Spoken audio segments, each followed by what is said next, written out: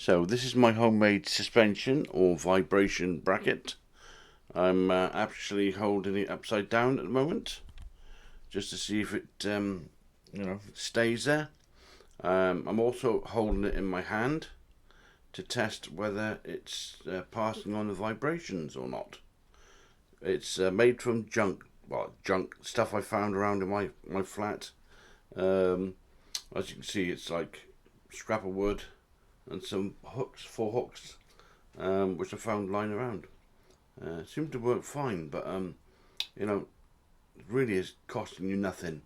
20 minutes, less than that actually, 5 minutes to make, and it works wonderful.